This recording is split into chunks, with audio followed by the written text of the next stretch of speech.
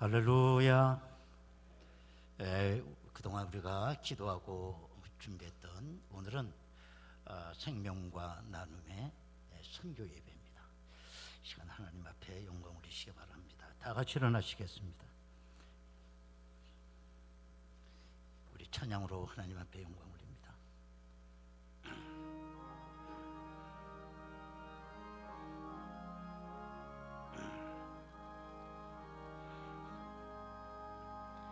만입이 내게 있으면 그 입 다 가지고 내 구주 주시는 종을 늘 찬송하겠네. 내 은혜로우신 하나님 날 도와주시고 그 크신 영광 널리 펴 다 알게 하소서. 내 주의 귀한 이름이 날 위로하시고 이 귀에 음악 같으니 잠시라 되도다. 내 죄의 권세 깨뜨려 그 결박 푸시고 그의 추한 마음을 비로소 고정케 하셨네. 아멘.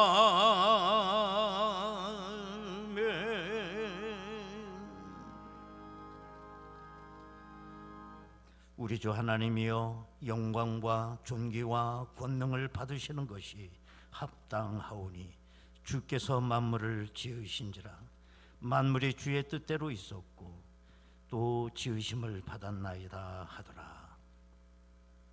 성부와 성자와 성령의 삼일체 되신 아버지 하나님께 감사와 영광을 돌리옵나이다.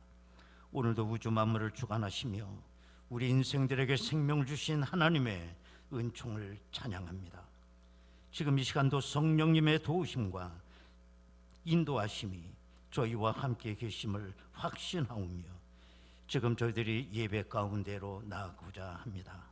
오늘은 특별히 생명과 나눔의 선교 예배로 하나님께 영광 올리고자 합니다.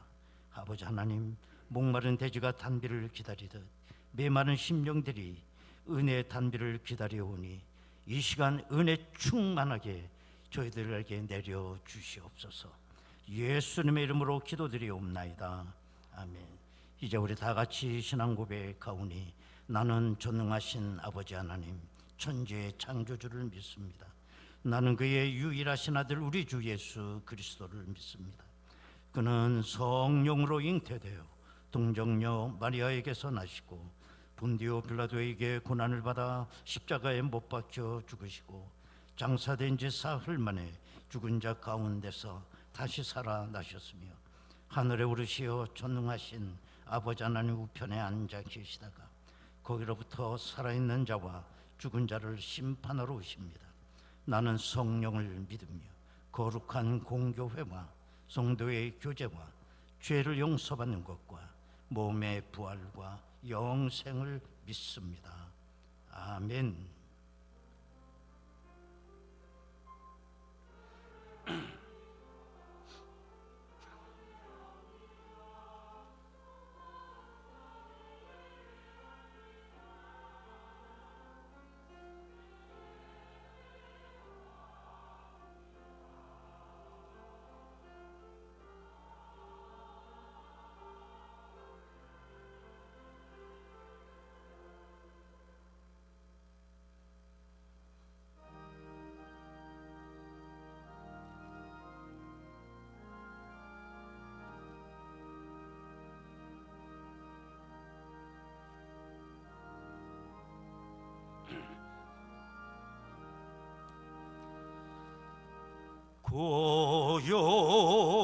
고요한 바다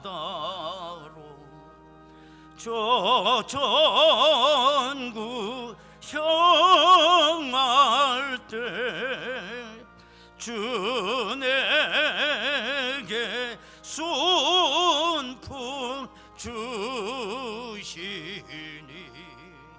참 감사합니다.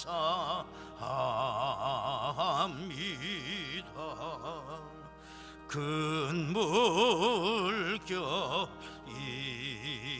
일어나 나 쉬지 못하나 이 풍랑으로 인하여 더 빨리 갑니다. 내 걱정 근심을 쉬옵게 하시고 내 주여 어두운 영혼을 고빨게 하소서. 이 세상 고락간 주 뜻을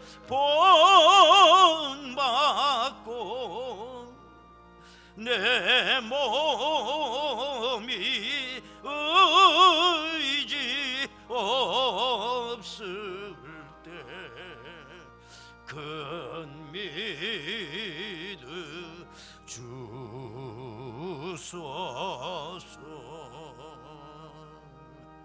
아멘.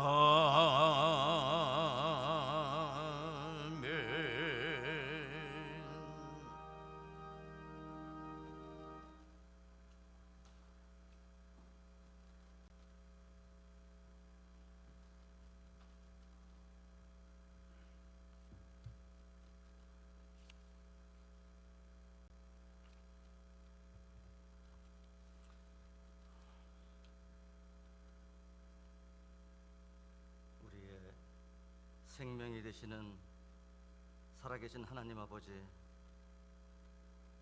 지난 한 주간도 하나님의 은혜 가운데 살아가게 하시고 오늘도 거룩한 하나님의 성회를 허락하셔서 아버지 앞에 나와 예배드릴 수 있도록 은혜 베풀어 주심을 감사드립니다. 하나님 아버지, 태풍과 같이 지나갈 것 같은 역병이 시간이 거듭될수록 우리의 심신이 쇠약해지는 것 같습니다. 경제활동도 위축되고 하루하루를 주님 의지하지 않고는 살아갈 수 없는 우리의 일상이지만 언젠가 회복될 소망을 갖고 예레미야 선지자처럼 나라와 민족을 위해 간절한 눈물의 기도로 하나님 앞에 엎드리게 하시옵소서. 오늘 특별히 생명과 나눔의 선교 예배를 드릴 수 있도록 은혜를 베풀어 주심을 감사드립니다. 우리 박재봉 목사님을 본교회로 인도하셔서 하나님 앞에 영광 돌릴 수 있게 하시고 열악한 환경 속에 또 다른 하늘나라 백성들의 가난과 굶주림이 고통을 함께 나누며 후원할 수 있는 기회를 주심을 감사드립니다. 우리가 먼저 아무 공로 없이 받은 구원의 은총 아래 하나님께 드릴 것 몸밖에 없던 저희들이 참으로 작은 물질의 후원이 한 영혼을 살리고 하늘나라 확장의 교도부로 삼아 복음의 전진기지로 사용할 수 있도록 결단의 시간이 되게 해 주시옵소서. 박 목사님 사역지 외에도 함께 하시고 가족의 건강도 지켜주셔서 하나님의 뜻이 목사님을 통하여 이루어지게 하시옵소서. 오늘도 하나님께 찬양으로 영광 돌리는 임마누엘 찬양대회에 하나님의 은혜가 충만케 하시고 듣는 모든 성도님들에게도 큰 은혜의 시간이 되게 해 주시옵소서. 예배를 듣는 모든 손길 위에 하나님의 은혜가 함께 하시기를 원하오며 예수님의 이름으로 기도드립니다. 아멘.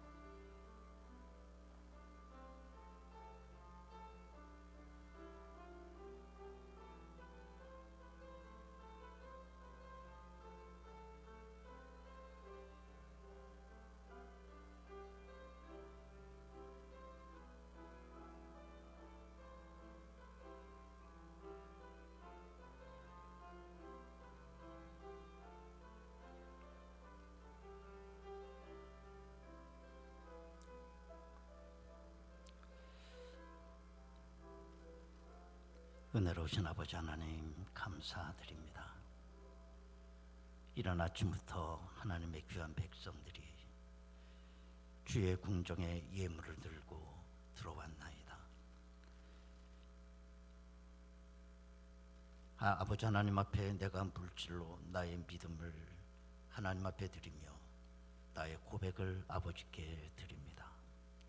하나님께서 이 예물을 기쁘게 흠양하시고 저들의 삶의 자리의 형편을 잘 아시오매 하나님께서 필요할 때마다 하늘의 이슬 같은 은혜와 복으로 저희들의 삶을 축복하여 주옵소서.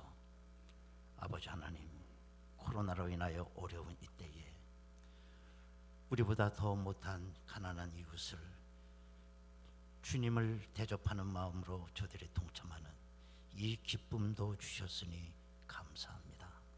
아버지 하나님, 오늘도 이 귀한 예물을 주여 흠양하시고 저들의 삶 가운데 언제나 여호와 니시 승리의 역사만 있게 하옵소서. 예수님의 이름으로 기도드리옵나이다. 아멘. 하나님의 말씀입니다. 신약성경 누가복음 10장 30절에서 37절까지 말씀 되겠습니다. 누가복음 10장 30절에서 37절 봉독합니다. 예수께서 대답하여 이르시되 어떤 사람이 예루살렘에서 여리고로 내려가다가 강도를 만나매 강도들이 그 옷을 벗기고 때려 거의 죽은 것을 버리고 갔더라.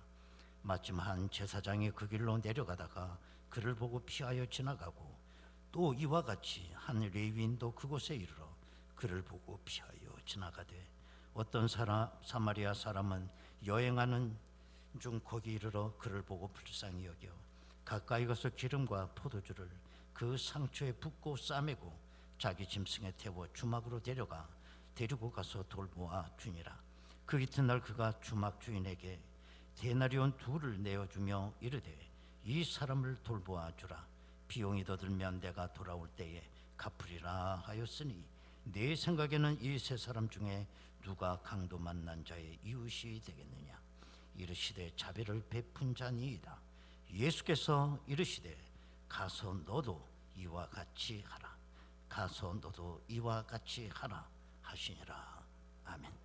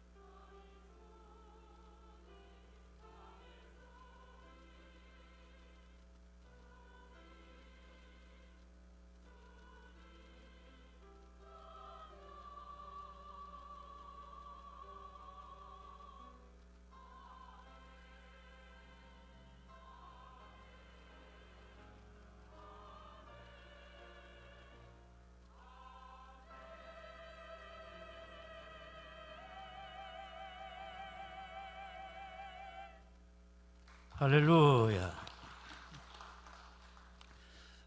말씀을 듣는 시간입니다. 예고한 대로 오늘 말씀을 증거해 주실 목사님은 박재범 목사님이십니다.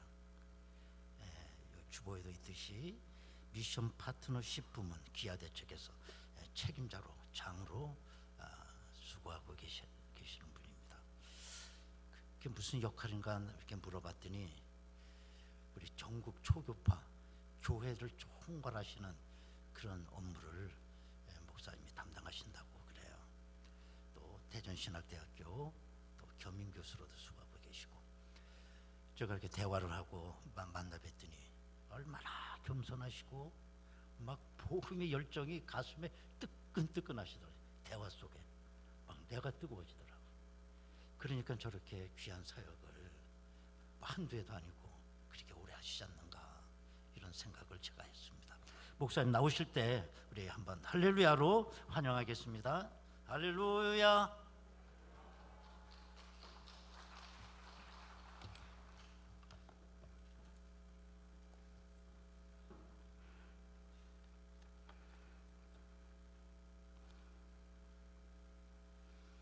할렐루야.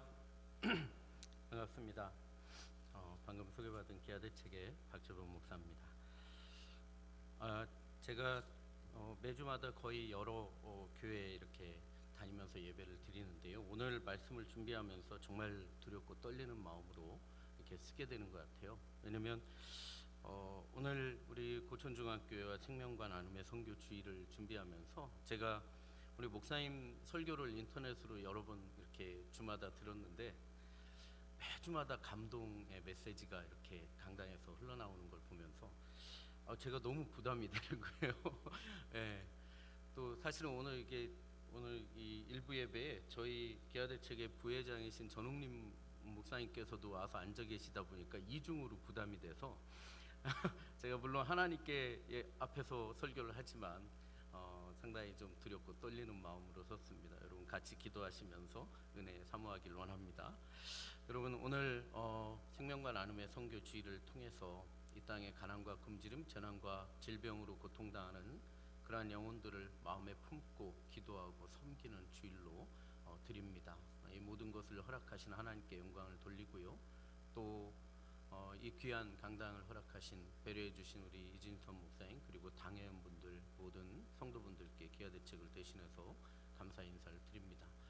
여러분 올해가 시작된 지가 엊그제 같은데요. 벌써 오늘이 6월 둘째 주입니다. 참 시간 빠르지 않습니까? 예. 더군다나 작년부터 올해까지 이렇게 코로나를 겪다 보니까 작년 한 해는 마치 시간을 강도 만난 것 같고 올해도 참 시간이 빨리 지나가는 것 같아요. 여러분 올 한 해 시작할 때 여러분 어떤 마음으로 올 한 해를 시작하셨습니까? 송구영신 예배나 신년 예배 때 여러분 아마 새로운 기도 제목, 새로운 꿈, 새로운 목표 아마 이런 것들을 하나님 앞에 두고 기도하며 시작을 했을 거예요. 그죠? 그런데 그런 것들을 생각할 겨를이 없이 어떻게 달려오다 보니까 6월 둘째 주에 1년의 반을 돌아보는 그런 시기가 됐습니다. 여러분 제가 질문을 하나 좀 드리고 싶어요. 여러분 우리에게 무엇이 그렇게 소중하길래 어떤 가치가 내게 그렇게 중요하길래 내가 시간 가는 줄도 모르고 그렇게 열심히 살고 달려왔나 이런 생각을 해볼 시점이 아닌가 그런 생각이 듭니다. 사랑하는 성도 여러분 오늘 나에게 있어서 가장 소중한 게 있다면 여러분 무엇이라고 생각을 하십니까? 여러분 어떤 사람은 그래도 사랑하는 가족 그래 남편 아내 그리고 무엇보다도 피 같은 자식이 내게 있어서 가장 소중한 것 같다 그렇게 생각하시는 분들도 있을 거예요. 또 어떤 분들은 그렇습니다. 뭐니 해도 돈이 그래도 중요한 것 같다. 요즘 주식이나 코인 때문에 난리가 났는데 그렇습니다. 여러분 돈도 중요하죠. 소중한 가치 중에 하나입니다. 사실은 또 있죠. 오늘 내 삶이 힘들고 어렵고 공고해도 그래도 아침마다 내 눈을 뜨게 해주는 것, 내 심장을 두드리는 것 무엇? 그래 그래도 내일에 대한 내 꿈, 그 꿈 하나 내가 가슴에 틀어짓고 그렇게 살아가는 게 아닌가 이런 생각을 하기도 합니다.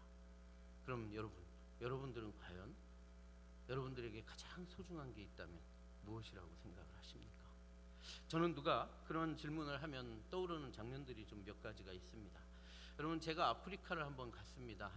벌써 한 18년, 17년 좀 갔나요? 상당히 오래전에 다녀왔습니다. 아프리카 모잠비크라는 나라인데요. 여러분 아마 모잠비크가 어디 있는지 잘 모르시는 분들도 많이 있으실 거예요. 우리나라로 비행기 타는 시간만 한 19시간 걸립니다. 홍콩 가서 갈아타서 다시 남아프리카 요하네스버그 가서 다시 또 갈아타면 이제 마푸토라고 하는 모잠비크의 수도가 나옵니다. 제가 3년 전에 갔더니 다리가 놔졌는데요. 제가 갔을 땐 다리가 없어서 또 배를 타고 30분을 건너서 그리고서 이렇게 이제 흙먼지를 퍼뜨리면서 비포장도로를 한 4시간을 가면 캠프가 나옵니다. 저희가 왜 거길 갔냐? 제가 대학생들을 데리고 학교 건축 봉사하러 갔어요. 한 3주 동안 갔습니다. 여러분 인천공항에서 사진 프레카드 들고 파이팅 하고 갔는데요. 막 하다 보니까 저녁에 도착했는데 봉사활동 하나도 안 했어요. 그냥 도착만 하고 가기만 했는데 이미 세상 말로 애들이 맛이 갔어요. 얼마나 지쳤는지 가느라고. 그래서 저녁에 일찍 재우고 그 다음날 아침에 제가 눈이 일찍 떠져서 이제 캠프 주변을 좀 보고 싶어서 나왔습니다. 근데 어떤 여자가 여인이 애를 하나 들쳐오고 막 옵니다. 무슨 일인가 이렇게 봤는데 애가 자는 건지 의식이 없는 건지 고개는 꺾여 있고 몸은 축 늘어져 있는 거예요. 제가 깜짝 놀라가지고 의사 선생님하고 우리 선교사님 막 불렀어요. 나중에 알고 보니까 이 엄마가 어떻게 알았는지 저희가 그 전날 저녁에 도착했는데 한국에서 의사 선생님이 같이 왔다는 얘기를 듣고요. 새벽같이 일어나서 자기 자식을 들쳐업고 온 거예요. 거의 2시간 가까이 걸어온 거예요. 땀 삘삘 흘리면서 아침에. 여러분, 의사 선생님하고 선교사님이 나와가지고 애를 뉘어놓고 한참을 봅니다. 피도 뽑아보고 여러 가지 진찰을 해봅니다. 근데 이 엄마가 그 의사 선생님을 또라저라 쳐다보는 거예요. 근데 한참을 지나서 이 의사 선생님이 보더니 고개를 절레절레 흔듭니다. 가망이 없다는 얘기죠. 나중에 알고 보니까 말라리아 말기예요. 어떤 약을 써도 듣지 않는 다 죽어가는 애를 지푸라기라도 짚고 싶은 심정으로 살려보겠다고 온 겁니다. 여러분, 근데 이 의사 선생님을 또라저라 쳐다보던 엄마가 의사 선생님이 고개를 절레절레 흔드니까 어떻겠습니까? 그 참았던 눈물이 눈에서 터져나오기 시작을 하는 거예요. 막 웁니다. 이 죽어가는 애를 부둥켜 안고 의사 선생님을 붙잡고 막 살려달라고 애원하면서 우는 거예요. 여러분, 아마 그 당시에 우리나라 돈으로 말라리아약이 2,000원, 3,000원도 안 됐을 겁니다. 근데 여러분, 저는 이 2,000원, 3,000원도 안 되는 이 말라리아약이 없어가지고 죽어가는 그런 아이들, 엄마 그 눈물을 흘리는 그 엄마들의 눈물을 너무나 많이 봤습니다. 여러분, 저는 기아들 측에서 한 10년 넘게 해외 긴급구 팀장을 했어요. 정말 재난지역, 분쟁지역, 쓰나미 지역 수도 없이 다니면서 산 사람보다 죽은 사람이 더 많은 그 현장을 수도 없이 다녀봤습니다. 제가 그런 현장에 서서 과연 세상에서 가장 소중한 게 무엇이지? 이런 생각들을 참 많이 했습니다. 여러분, 물론 돈도 중요하고요, 사랑하는 가족도 중요하고 내일에 대한 꿈도 중요합니다. 그런데 제가 그 산 사람보다 죽은 사람이 더 많은 현장에 서 있으면서 늘 깨닫는 것은, 그래, 그것보다 더 중요한 것은 오늘 내가 살아있다는 이 사실 하나가 나에게 있어서 가장 중요하구나라는 것을 많이 깨닫게 됩니다. 여러분, 제가 여러분들에게 세상에서 가장 소중한 게 무엇일까요? 여쭤봤을 때 아마 마음 가운데 생각한 것들이 있을 거예요. 근데요, 여러분, 생명에 대해서 생각하는 분들은 별로 없을 겁니다. 왜일까요? 생명은 이미 내게 너무나 자연스럽게 다가와 있고 너무나 당연하게 누리고 있기 때문에 그 생명보다는 그 생명 그 이상의 가치들을 여러분 생각하셨을지도 모릅니다. 그죠? 그렇습니다. 근데 제가 기아대 측에서 사역하다 보니까요, 우리가 너무나 자연스럽게 누리고 있고 당연히 가지고 있는 이 생명이 없어서 죽어야 되고 죽어가는 사람들이 너무나 많은 것을 보게 되었습니다. 여러분, 오늘 우리가 읽은 이 말씀, 여러분 너무나 잘 아는 말씀이에요. 강도 만난 사람의 비유라고도 하고 선한 사마리아 사람의 비유라고도 합니다. 저는 오늘 이 말씀을 통해서 생명의 관점에서 이 말씀을 잠시 보고자 합니다. 여러분, 어떤 사람이 예루살렘에서 여리고로 내려가 강도를 만났어요. 얼마나 시달렸는지 다 죽게 된 것을 버리고 갔다고 그랬습니다. 여러분, 우리가 성경을 그냥 읽을 땐 피부로 와닿지 않지만요, 내가 이 성경의 주인공이라고 느낄 때는 정말 몸에 두려움이 느껴질 겁니다. 여러분 보세요. 여러분들이 어느 날 강도 만나서 다 죽게 되었다고 생각해보세요. 얼마나 기가 막히겠습니까? 아마 여러분 그럴 겁니다. 하나님, 왜 나한테 이런 일이 일어났을까요? 그래 아마 기도할 거예요. 그리고 또 기도하겠죠. 하나님, 누군가 이 자리를 좀 보내주셔서 날 발견해서 날 좀 살려달라고 애원하는, 아마 그런 기도를 하는 게 지금 이 모습일 겁니다. 근데 이 자리에 예수님께서 세 사람의 등장인물을 보여주세요. 첫 번째 누구였습니까? 누가 지나가죠? 제사장이 지나갑니다. 두 번째는 누굽니까? 레위인이에요. 여러분, 이 제사장과 레위인은 이 이스라엘 당시에 어떤 사람이었냐? 여러분, 하나님께서 구분하고 구별한 하나님 백성들, 이스라엘 민족, 그 중에 10지파 중에 하나님의 의를 위해서, 제사를 위해서 또 구분하고 구별한 사람들이 바로 레위인과 제사장입니다.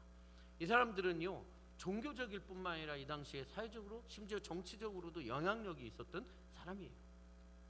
그렇습니다. 여러분, 무슨 얘기입니까? 그만큼 기대감이 컸던 사람들이에요. 근데 오늘 무슨 연유인지 그들이 그를 보고 피하여 지나갔다고 그렇게 이야기해요. 근데 여러분, 세 번째 사람은 누굽니까? 사마리아 사람. 여러분, 이 사마리아 사람은 누굽니까? 바로 하나님께서 구분하고 구분한 이 이스라엘 민족 중에 여러분, 이방인의 그들의 아픔 가운데, 역사 가운데 이방인의 피가 섞이고 이방인들이 섞어 살았던 지역이 사마리아 사람이에요. 사마리아 지방입니다. 그 사마리아 지방의 사람, 마치 이스라엘 민족들이 볼 때는 몸에 혹같이 떼어내고 싶은 존재였다는 거예요. 근데 오늘 여러분, 우리가 예수 믿기 전에 범죄 가운데 있었던 그런 모습과 같았던 이 사마리아 사람을 들어서 오늘 죽어가는 한 생명을 살리는 그 모습을 보여주시고 계십니다. 여러분 한번 33절 우리가 다 볼까요? 여러분 33절에 뭐라고 그랬습니까? 이 사마리아 사람이 어떤 사람이에요? 어떤 사마리아 사람은 여행하던 중 거기 이르러 그를 보고 어떻게 여겼다고 그랬습니까? 불쌍히 여겼다고. 맞습니다, 여러분. 여러분 죽어가는 그 생명, 죽어가는 그 사람들의 그 영혼에 대해서 불쌍히 여기는 마음, 이 마음이 과연 누구의 마음이에요? 바로 사마리아 사람, 비단 사마리아 사람 마음뿐만 아니라 이 말씀을 비유로 얘기하시는 예수 그리스도의 심장이고 아버지 하나님의 마음인 줄 우리가 알아야 된다는 거예요. 여러분 우리가 교회에서 전도 축제 주일, VIP 초청 주일, 새생명 축제 주일을 정해놓고 여러분 전도하라고 합니다. 전도 교육도 하고요, 간증자들을 세워가지고 전도 훈련도 시킵니다. 근데 여러분 우리가 알아야 될 게 뭔지 아십니까? 오늘 우리가 아무리 교회에서 전도하라 한다 할지라도요, 죽어가는 한 생명에 대해서 불쌍한 마음이 내 마음 가운데 품어지지 않으면 전도할 수 없다는 거예요. 그렇습니다. 여러분 전도 대상자는 전도 대상자고, 여러분 친구는 친구고, 가족은 가족이고, 직장 동료는 직장 동료가 따로 있는 게 아니에요. 오늘 하나님께서는요, 오늘 나와 관계된 사람들을 나를 통해서 구원하시길 원하시고 계시다는 거예요. 여러분 오늘 집에 가셔서 주무시기 전에 한번 기도하세요. 뭐라고? 여러분 내 주변에 아직도 예수 그리스도를 알지 못해서 죽어가는 영혼이 있는지, 여러분 그 영혼이 있다 그러면 하나님 그 영혼을 보여달라고 기도하셔야 돼요. 여러분 그리고 다시 한번 기도하십시오. 그 영혼을 하나님 보내주시면 뭐라고 기도해야 될까요? 하나님 그 영혼을 불쌍히 여기는 마음을 내게 부어달라고 기도해야 될 줄 믿으시기 바랍니다. 여러분 그렇습니다. 여러분 그 다음에 어떻게 했냐? 34절에 가면요, 누구나 죽어가는 사람을 보면 불쌍히 여기는 마음이 있을 수 있어요. 근데 중요한 게 뭐냐? 가까이 가야 된다고 그랬어요. 34절에 가까이 갔다고 그랬어요. 그렇습니다. 여러분 이사야서 52장 7절에 보면요, 하나님은 죽어가는 영혼에게 나아가는 그 발걸음을 복되다 하신다고 그랬습니다. 그렇습니다.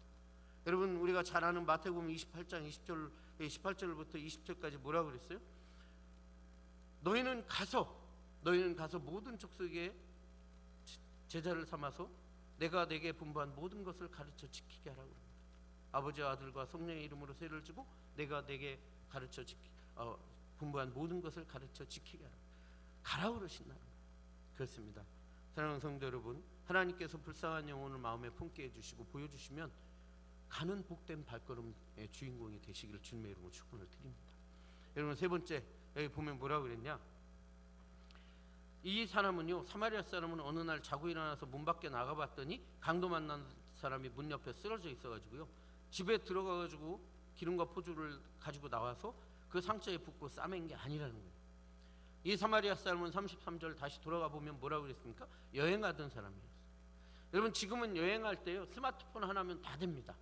렌트카건 항공권이건 호텔이건 스마트폰으로 다 예약하고 돈 없어도 다닐 수 있어요. 근데 이 당시에 이 여행하던 사람에게 있어서는 자기가 가지고 있는 것이 전 재산과 같이 소중한 것이었다는 거예요.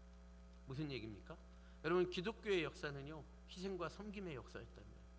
수많은 믿음의 선진들의 기도와 눈물과 땀과 선교의 피가, 그 피를 통해서 예수 그리스도의 복음이 이 땅에 들어왔고 오늘 우리를 통해서 면면이 흘러가길 원하시고 계시다는 거예요. 그렇습니다. 여러분 하나님은 한 생명을 구원하는데 희생과 섬김을 요구하신다는 거예요. 우리의 시간을 드리고 물질을 드리고 우리의 자존심을 꺾어서 하나님과 사람 앞에 무릎으로 나가기를 원하시고 계시다는 거예요. 여러분 그렇습니다. 전도하기 힘들어요.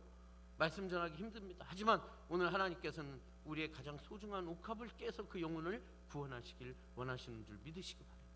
여러분 마지막으로 어떻게 했냐? 자기 나귀 위에 태워가지고 어디로 갑니까? 주막으로 인도하는 거예요. 여러분 누가 여러분들에게 여러분들의 인생의 주막, 영혼의 안식처가 어디냐고 물어보면 여러분 어디라고 이야기하시겠어요? 이 광야 같은 세상에, 이 21세기 이 광야 같은 세상에 여러분 여러분들의 인생 안식처, 영혼의 주막이 어디냐고 물어보면 어디라고 이야기하겠습니까? 여러분 누가 여러분들에게 그렇게 질문하면 여러분 여지없이 그렇게 이야기해야 돼요. 뭐라고? 이 21세기 광야 같은 세상에 하나님께서 이 고촌 중앙교회를 내게 영혼의 주막이와 인생의 안식처로 주셨다고 고백해야 될 줄 믿으시기 바랍니다. 왜요? 여러분 세상에서 치유받지 못한 상처가 우리 고촌 중앙교회 이 사랑의 공동체에 오니 여러분 서로 중보하고 기도하고 아껴주는 그 사랑으로 말미암아 내 상처가 치유되더라고 하는 그 고백이 여러분들의 간증이 되어야 될 줄 믿으시기 바라요. 여러분 세상에서 해결되지 못한 그 갈증이 오늘 하나님의 말씀의 강단에서 흘러나오는 생수로 말미암아 해결되더라고 하는 고백이 여러분들의 간증이 되어야 될 줄 믿으시기 바랍니다. 여러분 세상에서 정말 갈 길 몰라 헤매이던 내가 이 고촌중앙교회에 오니 예수 그리스도로 말미암아 그 안에서 새로운 비전과 꿈을 꿀 수 있더라고 하는 그 고백이 여러분들의 자랑이 되어야 될 줄 믿으시기 바라요. 여러분 오늘 스토리는 이렇게 진행이 되는 거예요. 근데 오늘 이 말씀의 시작이 어디냐? 사실은 25절부터 시작하지만 오늘 비유는 강도 만난 자의 비유로부터 시작이 됩니다. 여러분 근데 우리가 강도 만난다는 것, 여러분 강도 만난다는 게 무엇입니까? 여러분 내가 강도를 오늘 만나고 싶다고 해서 강도가 만나지나요? 오늘 좀 강도를 한번 만나고 싶은데 오늘 예배도 있고 또 저녁에 콘서트도 있고 오늘 바쁠 것 같아. 그래서 어떻게 해요? 내일 11시 50분쯤 요 앞에 가가지고 은행 앞에 한번 서 있어 볼까? 그럼 강도가 만나집니까? 아니에요. 여러분 강도 만난다는 게 무엇입니까? 강도 만난다는 건요, 오늘날 나의 의지와 상관없이 내 목숨과 내 생명과 내 재산을 앗아가는 것이 강도 만나는 거죠. 그렇습니다. 여러분 근데 제가 기아대책에서 사역을 하다 보니까요, 정말 나의 의지와 상관없이 굶주려야 되고 나의 의지와 상관없이 병들어야 되고 나의 의지와 상관없이 이산가족처럼 뿔뿔이 흩어져야 되고 죽어가는 사람들이 너무나 많은 것을 여러분 저는 너무나 많이 봤습니다. 여러분 아까 말씀드린 것처럼 스마트폰 하나면 모든 것이 다 되는 이 첨단 과학 문명의 시대에 지금 이 순간에도 5초에 한 명, 하루에 5만 명, 18,000명, 그로 인해서 파생된 질병 때문에 5만 명이 넘는 생명들이 오늘도 죽어가고 있다 그러면 여러분 믿어지십니까? 근데 그게 사실이라는 거예요. 여러분 이 21세기 이게 첨단 과학 문명의 시대예요. 여러분 왜 그럼 그렇게 많은 사람들이 굶어 죽을까요? 여러분 21세기 돼서 이 굶주림의 원인이 무엇인지 여러분 아세요? 물론 북한처럼 여러분 지도자를 잘못 만나가지고 어쩔 수 없이 굶주리는 사람들도 있어요. 시리아나 아프가니스탄처럼 어떻게 해요? 여러분 전쟁 때문에 피난민이 되어서 그렇게 굶주리는 사람들도 있습니다. 근데 여러분 놀랍게도요, 21세기 돼서 굶주림의 가장 큰 원인이 무엇이냐? 여러분 무엇일 것 같습니까? 놀랍게도 여러분 환경의 오염이에요. 제가 여러분 제가 찍은 사진들 그리고 좀 같이 보면서 좀 보겠습니다. 여러분 PPT 잠깐 보여주시겠어요? 네, PPT 좀 띄워주세요. 여러분 저 엘니뇨 지도입니다. 여러분 내가 좀 더 따뜻하게 보내고 좀 더 윤택한 생활을 하기 위해서 뿜어내는 이 공장의 매연들이요, 공장 하나 없는 아프리카 사람들을 죽여가고 있더라는 거예요. 네, 그렇습니다. 여러분 옛날에 저 아프리카 사람들은요 게을르고 못 배워가지고서 그래서 가난하다고 그랬어요. 근데 여러분 지금 아프리카 사람들이 또 잘 사는 게 뭔지 알아요. 네, 열심히 노력해봅니다. 근데 비가 1, 2년, 2년 오지 않으면 여러분 농사 지을 수 없는 거예요. 여러분 한번 볼까요? 여러분 저기 보시면 넘겨주세요. 여러분 아프리카에 있는 차드라는 호수입니다. 나이지리아, 카메룬, 차드, 니제르 4개 나라에 연접해 있는 엄청나게 큰 호수예요. 어느 정도 그냥 경상남북도를 합친 것보다도 더 큽니다. 그러니까 마리오 호수지 내륙에 있는 바다예요. 파도치는 바다. 여러분 근데 이 경상남북도를 합친 것보다도 더 큰 이 바다가 아무리 비가 안 온다고 마르면 얼마나 마르겠어요. 그죠? 근데 한번 보실까요? 어떻게 되는지 여러분 보세요. 다 마르고 부산만큼만 남았어요. 여러분 그러면 이 차도 호수를 젖줄로 삼았던 수천만 명의 사람들은 어떻게 될까요? 죽어야 되는 거예요. 비 안 오면 죽어야 되는 겁니다. 누가 그럽니다. 우물 하나 파면 된다고. 맞습니다. 우물 하나 파면 돼요. 근데 아프리카에서 우물 하나 파는데 얼마 드는 줄 아세요? 최소 500만 원, 1000만 원, 1500만 원 들어요. 그러니까 근데 여기 사는 사람들이 대부분 어떤 사람들이냐? 하루에 1달러, 2달러도 안 되는 돈으로 사는 사람들이에요. 먹는 거 입는 걸 다 합쳐도. 그러니 여러분 무슨 얘기냐? 자기 힘으로는 우물을 팔 수가 없는 사람들이에요. 그러니까 우물을 안 파면 죽는 거예요. 여러분 굶어 죽는 게 별거 아닙니다. 비가 계속 안 와요. 비가 계속 안 오면 뭘 못 짓습니까? 농사를 못 져요. 농사를 못 지면 여러분 곡식이 안 나죠. 곡식이 안 나면 사람이 곡식을 계속 못 먹으면 뭐가 떨어지겠어요? 사람이 계속 곡식을 못 먹으면 뭐가 떨어져요? 밥을 못 먹으면. 제가 대학에서 강의하는데 대학교 2학년 여학생이 그 얘기를 듣더니 뭐라는 줄 아세요? 당이 떨어진대. 당도 떨어지죠. 근데 여러분 뭐가 떨어지냐? 면역력이 떨어지는 거예요. 면역력이 떨어지면요 아주 작은 바이러스도 죽는 거예요. 장티푸스 콜레라. 여러분 설사병, 피부병 때문에 죽는 거예요. 별게 아닙니다. 굶어 죽는 게. 그러다 보니까 죽는 겁니다. 여러분 보실까요? 여기 보시면 차도 이 호수가 이래요. 그러니까 농사 질 수 있겠습니까? 다시 한번 넘어갈까요? 보시면 넘겨주십시오. 저 아이 여러분 발에 파란 띠를 하는 아이 보이시죠? 기아의 2단계 3단계인데요 저 파란 띠를 한 아이 저 제대로 앉아있는 것 같지만 뒤에 손으로 받치고 있어요. 진짜 조그만 아이입니다. 여러분 저 아이는요 저 사진 찍고 이틀 만에 죽었습니다. 여러분 병원 가면 되지 아프면 맞습니다. 병원 가면 돼요. 근데요 저는 기아대책에서 사역하면서 어떤 생각하는 줄 아십니까? 우리가 아플 때 병원 갈 수 있는 게 하나님의 은혜더라고요. 여러분 믿으십니까? 그렇습니다. 여러분 아플 때 병원 갈 수 있냐? 못 갑니다. 여러분 우리는 이 전 세계에서 가장 이 경제가 좋은 경제 협력체인 OECD 국가라고 있어요. 36개 국가가 있는데 여러분 그 중에 의료 환경이 제일 좋은 나라가 어딘지 아세요? 의사 1인당 국민 대비 환자 수가 제일 적은 나라 어딜 것 같습니까? 누가 그러더라고요. 우리나라라고. 아니에요. 여러분 노르웨이, 스웨덴, 스위스 이런 나라들입니다. 의사 1인당 국민 대비 환자 수가 몇 명이냐? 230명밖에 안 돼요. 우리나라는 몇 년 전까지 520명이었다가 최근에 한의사까지 포함해서 40명으로 줄었습니다. 우리나라 되게 의료 환경 좋은 나라예요. 근데 여러분 저 아프리카 니제르 아이 저 아이가 죽은 나라 저 나라는 의사 1인당 환자 수가 몇 명인 줄 아세요? 여러분 몇 명일 것 같아요? 한번 생각해보세요. 몇 명이냐? 자그마치 10,000명, 20,000명이 아니라 49,700명이에요. 여러분 제가 아까 모잠비크 그 다 죽어가는 말라리아 걸린 애를 데리고 나온 그 엄마 아니 도대체 그 엄마는 한국에서 의사가 올 때까지 뭐하고 있다가 그때서 애를 데리고 나왔냐? 여러분 모잠비크는요 5만 명이 넘습니다. 의사에 있나. 그러니까 태어나서 아픈 몸을 한 번도 의사한테 맡겨보지 못하고 죽는 사람들이 부직이 든 거예요. 그렇습니다. 넘어가겠습니다. 넘겨주세요. 그러다 보니까 여러분 보세요. 여러분 물이 없어가지고 여러분 멀리 갈 필요도 없어요. 저는 캄보디아 제가 출장 가서 직접 찍은 사진입니다. 여러분 우리가 하루에 이렇게 깨끗한 물을 마실 수 있는 게 하나님 은혜예요. 전 세계 8억 명이 넘는 사람들은 태어나서 한 번도 깨끗한 물을 먹어보지 못한 사람들이 많습니다. 그렇죠. 그러다 보니까 질병에 걸리는 거예요. 여러분 보세요.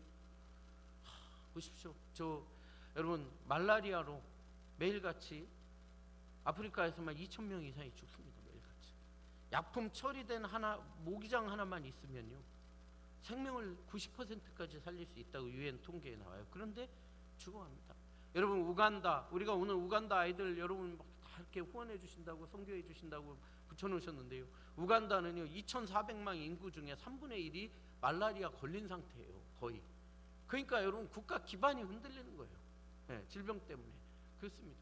여러분 장지글로 씨가 쓴 책에 의하면 매일같이 여러분 1년에 200만 명의 아이들이요 비타민을 공급받지 못해서 눈이 시력을 잃는다는 거예요. 여러분 생각해보세요. 얼마나 기가 막혀요. 어느 날 갑자기 여러분 눈이 안 보인다고 생각해보세요. 참 기가 막히죠. 그렇습니다. 넘어가겠습니다. 여러분 넘어갈게요. 한 번 더 넘겨주십시오. 그렇습니다. 여러분 이런 많은 아픔들이 있어서 사실은 목사님과 오랫동안 기도하면서 여러분 아실 겁니다. 제가 목사님들 설교하실 때 여러분 이 생명과 나눔에서 주일에 대해서 여러 번 설교하셨기 때문에 아시지만 오랫동안 기도하면서 우리가 생명과 나눔의 선교 주일을 준비했습니다. 특별히 여러분 우간다와 몽골 아이들을 위해서 했는데요. 우간다와 몽골 아이들 좀 보시고 마무리하도록 하겠습니다. 여러분 몽골 뭐 어디 있는지 잘 아실 겁니다. 징기스칸의 나라고. 여러분 몽골하면 무엇이 가장 생각이 나십니까? 아마 푸른 초원. 넘겨주십시오. 보면 그렇습니다. 푸른 초원이 생각나실 거예요. 근데 여러분 넘겨주세요. 이렇게 푸른 초원이 생각납니다. 근데 넘어가겠습니다. 보면요 여러분 이 몽골이요 참 안타까운 게 우리나라의 크기가 16배 되는 나라예요. 근데 지금 몽골은 여러분 사막화가 진행되는데 몽골 국토 전체의 90%가 사막화가 진행되고 있는 나라입니다. 그래서 강바닥이 다 말라가고 있는 그런 나라들이에요. 연합뉴스에서 오랫동안 취재를 했는데 이 바양노르라는 지역은 거의 사막화가 진행이 되면서 이 유목민들이 살 수가 없는 거예요. 그러다 보니까 푸른 초원에 여러분 게르가 보여져야 되는데 저렇게 맨 바닥에 게르가 보여지는 걸 보게 됩니다. 여러분 그러면서 여러분 이 사람들이요 유목민들이 살 수가 없으니까 이 여러분 몽골이 우리나라보다 이 16배가 큰 나라인데 인구는 300만밖에 안 돼요. 정말 인구가 적죠. 세계에서 인구 밀도가 제일 작은 나라 중에 하나입니다. 근데 이 300만 인구 중에 150만 명이 다 어디 와서 사냐? 울란바토르 와서 살아요. 도시에 이 중심에. 그러다 보니까 아까 보신 것처럼요. 지금 도시가 다 완전히 이 판자촌이 그냥 보면 한번 넘어가겠습니다. 보시면요. 온 세상이 판자촌이에요. 여기 보시면 다 판자촌하고 게르하고 섞여서 사는 거예요. 넘어가겠습니다. 그리고 저 도시 몇 군데만 이렇게 잠깐만 뒤로 한번 가시겠어요? 나중에 여러분 가보시면 아시겠지만 중간만 저 도시가 형성이 돼 있고 다 판자촌이 형성하면서 도시 빈민들이 아주 너무나 심각하게 돼 있습니다. 넘어가겠습니다. 이게 좀 저희가 후원하고 있는 아이 집입니다. 조금 낮게 사는 데서 벽돌로 새로 집을 진 거예요. 형편이 좀 낮아서. 넘어가겠습니다. 근데 대부분의 아이들은 이렇게 살아요. 게르에서. 지금도 그렇게 삽니다. 그러다 보고 학교가 워낙 머니까 여러분 이 몽골은요 유목민이고 하다 보니까 학생의 70% 이 입학률이 70%밖에 안 돼요. 아직도 초등학교 입학률이. 우리나라 여러분 전 세계적으로 초등학교 입학률 평균이 90%입니다. 유엔에서 엄청 노력해서 90%까지 올려놨어요.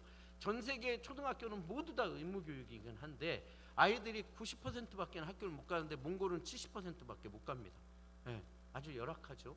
그러다 보니까 저렇게 게르 안에 들어가 있는 모습을 봤고요.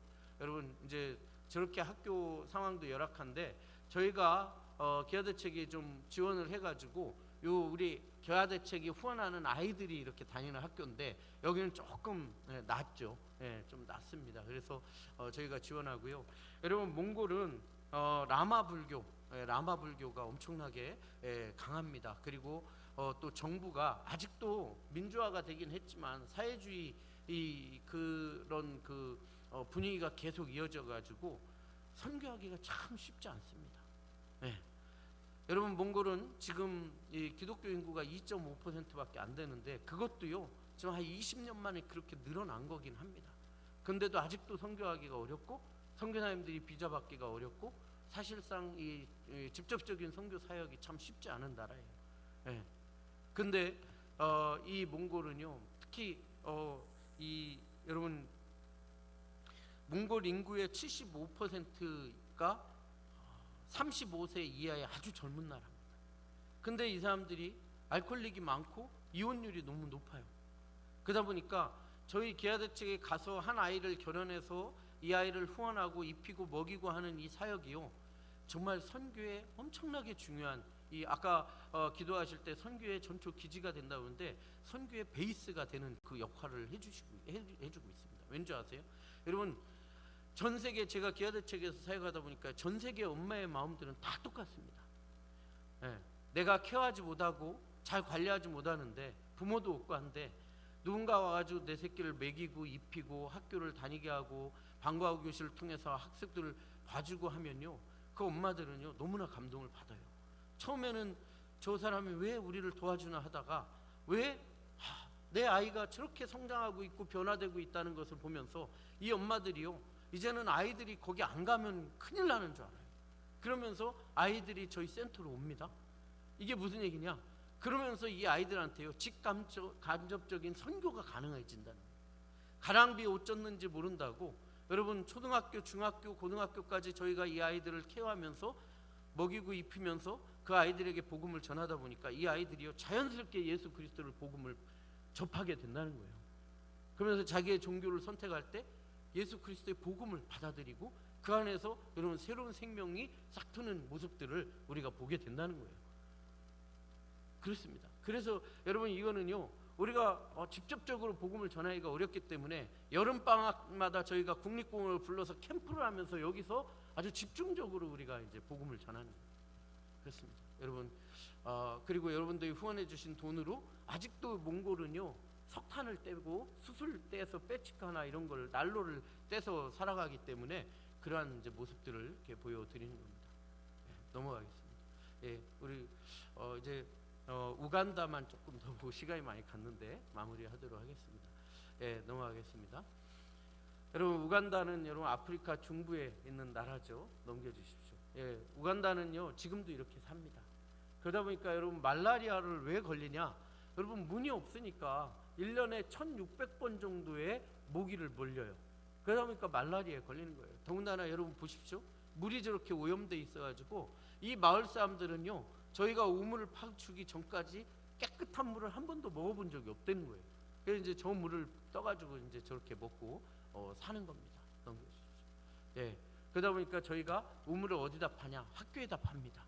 우리가 지원하는 아이들 이 학교인데 그 학교에다가 우물을 파면 아이들이 학교 올 때 물통을 가지고 와요. 그래서 물을 뜨고 저녁에 학교 끝나고 집에 갈 때 물을 떠가지고 집에 가면 그걸로 하루를 이렇게 살아가는 겁니다. 여러분 보십시오. 막 팍팍하게. 예. 여러분 이 아이들의 소원이 뭐냐? 매일같이 따뜻한 밥을 먹어보는 게 소원이에요. 두 번째 소원은 뭐냐? 네, 넘겨주십시오. 보면 매일같이 학교를 다니는 게 소원인데 고등학교 교복을 입어보는 게 소원이에요. 고등학교 교복. 왜냐하면 여러분 우간다도요 초등학교 입학률은 90%인데 졸업률이 70%가 안 됩니다. 그러니까 초등학교를 졸업 못하는 애들이 한 마을에 100명 있으면 그 중에 40명 정도밖에 안 됩니다. 그럼 중학교는 다 가냐? 중학교도 반밖에 못 가는 거예요. 그러니까 이 아이들의 소원은 학교 가는 게 아니라 중학교, 고등학교 교복을 입어보는 게 우리가 소원인 겁니다. 여러분 그렇습니다. 여러분 우리가 이 아이들을 한 아이들을 결연해서 한 마을을 품습니다. 여러분 단순히 불쌍한 아이들을 밥 먹이는 게 우리의 사역이 아니에요. 이 아이들에게 떡과 함께 복음을 통해서 예수 그리스도의 진정한 복음을 통해서 이 아이들이 양으로 생명을 얻고 더 풍성하게 하려 하신다고 한 것 말씀처럼 우리가 떡을 나눠주지만 그 안에 예수 그리스도의 생명을 나눠줌으로 말미암아 이 아이들이 정말 예수 그리스도 안에서 새로운 꿈과 비전을 꿈꾸게 만드는 거예요. 그리고 두 번째는 이 아이들이 그래서 이 사회 일원으로서 그 사람들의 영적인 지도자로서 이 나라의 민족의 지도자로서 이 안에서 세워가는 일들을 하는 것이 바로 우리가 한 아이를 결연하고 한 마을을 변화시키고 그 지역을 하나님의 가치관으로 변화시키는 그 꿈이 바로 오늘 이 생명과 나눔의 선교 주의를 통해서 하는 사역인 줄 여러분 믿으시기 바랍니다. 여러분 오늘 우리 고촌 중앙교회가 참 정말 놀라운, 제가 참 많은 교회에서 이 생명과 나눔의 선교 주의를 하지만요 예배드리기 전에 저렇게 많은 사람들을 미리 다 가서 막 적어 놓으시고 결연해 주신 교회는 거의 처음인 것 같습니다. 정말 놀라운 은혜고 하나님의 축복이라고 저는 생각을 합니다. 아까 기도하실 때 하나님께서 우리에게 그런 기회를 주셨다고 하시는데 맞습니다. 여러분 오늘 하나님께 예수님께서 이 율법사에게 묻습니다. 누가 강도 만난 자의 이웃이 되겠냐고 묻죠. 자비를 베푼 자라고 합니다.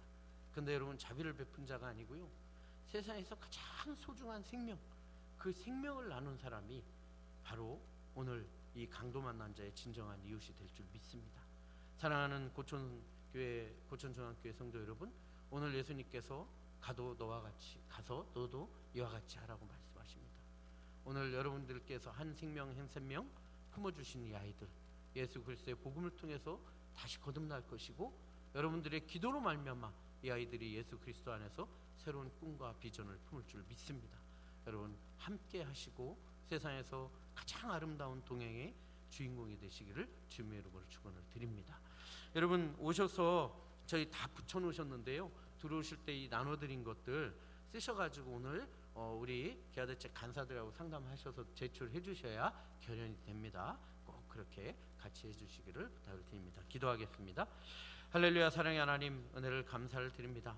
오늘 정말로 고촌중앙교회와 기아대책이 세상에서 가장 아름다운 동행인 생명과 나눔의 선교 주의를 드립니다. 하나님, 오늘 죽어가는 영혼 우리가 바라봅니다. 그 영혼을 불쌍히 여기는 마음을 우리 가슴에 품게 하여 주시옵소서. 가깝게는 이 지역에 죽어가는 영혼을 보게 하여 주시고 멀리는 이방 땅에 아직도 예수 그리스도를 알지 못하는 불쌍한 영혼들을 우리 마음에 품게 하여 주시고 그들에게 가게 하시고 또 보내게 하시고 중보하는 선교사의 역할을 감당하러 말미암아 정말로 그 죽어가는 영혼에게 예수 그리스도의 복음을 증거하게 하시고 또 하나님 정말로 그들이 먹고 살며 새로운 꿈을 살아갈 수 있는, 품을 수 있는 그런 환경을 우리가 정말로 주님의 주신 기회로 말미암아 지원하고 선교할 수 있도록 주님 함께하여 주시옵소서. 감사드리며 이 모든 말씀 예수 그리스도 이름으로 기도드렸나이다. 아멘.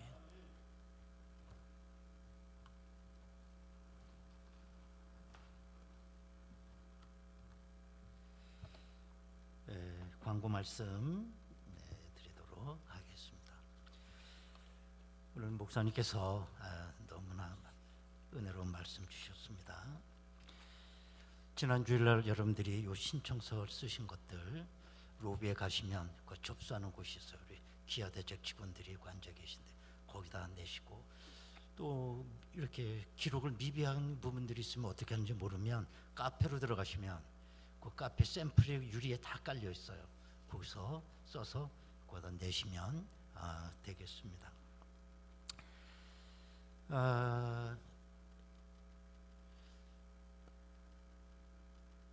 몽골 어린아이가 우리 교회 100명이 초청이 되었고, 우간다 어린이 100명이 우리 교회에 초청이 됐습니다. 이 아이들은 우리 교회 성도들에게 좀 선택한 받기를 원하는 애들이죠.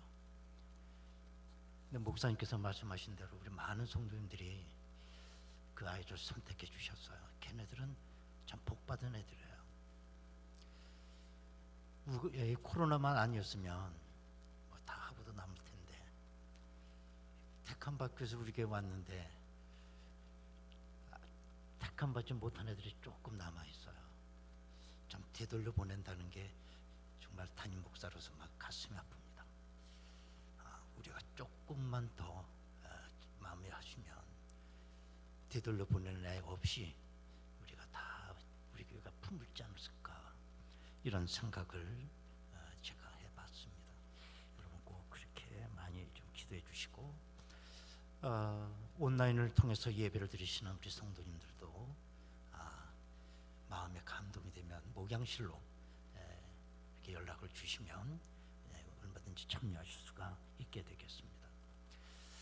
내 걸 챙기는 기쁨도 참 크지만 나누어주는 기쁨은 이루 말할 수가 없습니다. 주님이 당신의 살을 나눠주신 거 우리 좀 얼마나 기뻐하시겠어요. 그리스도의 정신을 우리가 실천에 옮긴다는 거 이루 말할 수 없는 큰 기쁨입니다. 오늘 그 기쁨을 안고 오늘 저녁 예배는 아주 귀한 찬양 사역자 대단한 가수입니다. 이분이 뜨거운 찬양을 통해서 우리 마음이 정말 기쁨을 얻고 하나님 앞에 영광 올리는 시간이 되었으면 감사하겠습니다. 이제 우리 다 같이 일어나시겠습니다. 좌우로 둘러보시면서 우리 사랑의 인사 나누시겠습니다. 할렐루야, 감사합니다. 저녁 예배 때 많이 오시기 바랍니다.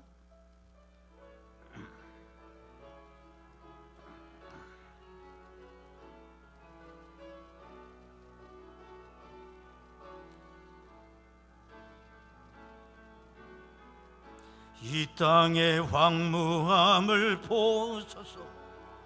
하늘의 하나님 긍휼을 베푸시는 주여, 우리의 죄악 용서하소서.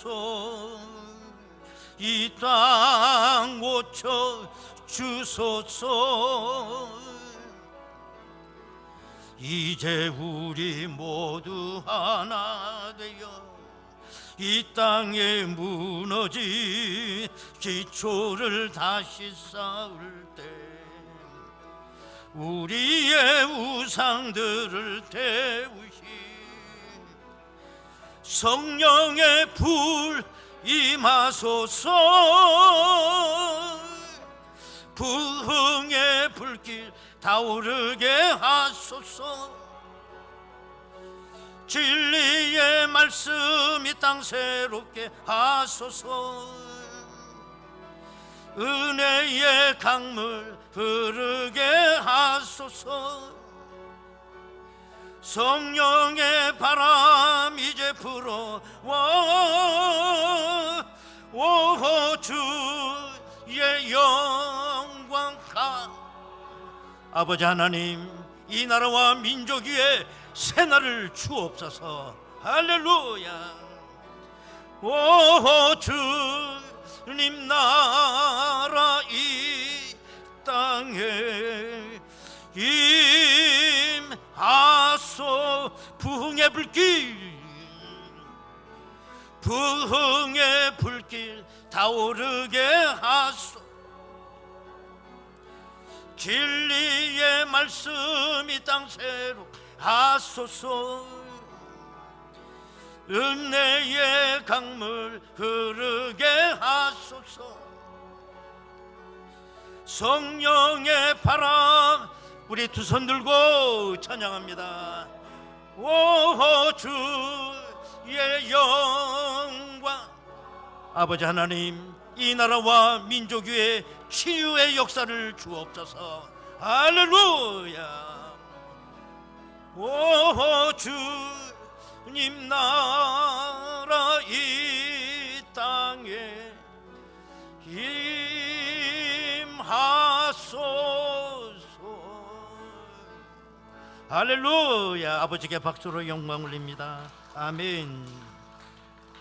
네, 오늘 강사 목사님 나오셔서 축도하심으로 예배 마칩니다. 기도하겠습니다. 이제는 우리 주 예수 그리스도의 은혜와 하나님 아버지의 무한하신 사랑과 성령님의 감화 감동 역사 교통하심이 죽어가는 영혼을 불쌍히 여기고 그 영혼을 품고 그에게 다가가 세상에서 가장 소중한 예수 그리스도의 생명을 나누고자 결단하는 사랑하는 고천중학교의 모든 성도들 머리 위에, 또 영적인 입양을 위해 기도하며 준비하며 기다리는 우간다의 또 몽골의 모든 아이들 머리 위에 이제부터 영원토록 함께 하시기를 간절히 축원하옵나이다. 아멘.